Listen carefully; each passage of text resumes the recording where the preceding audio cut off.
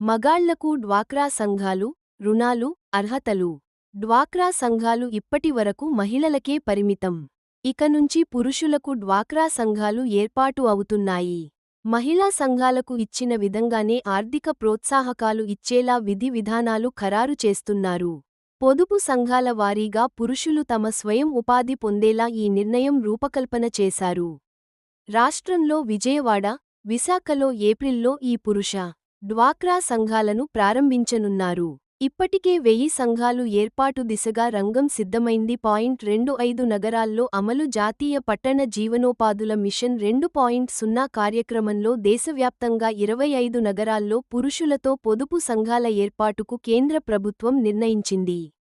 ఈ క్రమంలో తొలి విడతలో భాగంగా ఏపీలో విజయవాడ, విశాఖపట్టణంలో పొదుపు సంఘాలు ఏర్పాటు చేయనున్నారు. వచ్చే ఏప్రిల్లో వీటిని ప్రారంభించేలా ముహూర్తం ఫిక్స్ చేశారు. ఈ సంఘాల ద్వారా మహిళలతో అమలు చేసిన విధంగానే పురుషుల్లో పొదుపు అలవాటు చేయించాలన్న ఉద్దేశంతో పొదుపు సంఘాల ఏర్పాటుకు కేంద్ర ప్రభుత్వం నిర్ణయించింది. అసంఘటిత కార్మికుల ఆర్థిక, సామాజికాభివృద్ధి కోసం వీటిని రూపొందిస్తున్నారు. సంఘాలుగా ఏర్పడిన వారికి బ్యాంకుల నుంచి రుణాలిప్పించి ఉపాధి అవకాశాలు మెరుగుపర్చేందుకు కేంద్రం ఈ కార్యక్రమాన్ని అమలు చేయనుంది. అర్హతలు ఖరారు.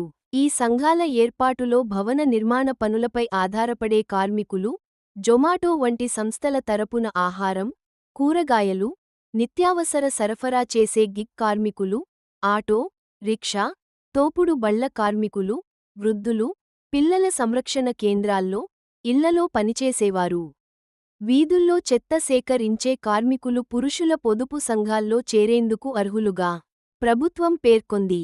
ఒక్కో సంఘానికి గరిష్టంగా 5 సభ్యులు ఉంటారు. ప్రతి నెల ఒక్కో సభ్యుడు కనిష్టంగా ₹100 చొప్పున పొదుపు చేయాల్సి ఉంటుంది. 3 నెలల తరువాత పొదుపు మొత్తంపై 6 రెట్లు లేదా ₹1.50 లక్ష రుణాన్ని బ్యాంకుల ద్వారా అందిస్తారు. సభ్యులు సకాలంలో బ్యాంకు రుణం తిరిగి చెల్లించడం ద్వారా అదనపు రుణాన్ని కూడా పొందేలా ప్రభుత్వం పర్యవేక్షిస్తుంది. దశల వారీగా ఏపీలో దశల వారీగా ఈ కార్యక్రమాన్ని విస్తరించేందుకు కూటమి ప్రభుత్వం నిర్ణయించింది.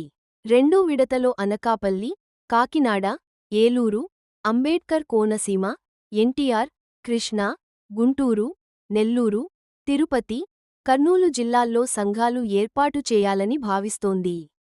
సంఘాల ఏర్పాటులో భాగంగా కార్మికుల గుర్తింపు కోసం ఆయా జిల్లాల్లో త్వరలో సర్వే నిర్వహించాలని మెప్మా అధికారులు నిర్ణయించారు.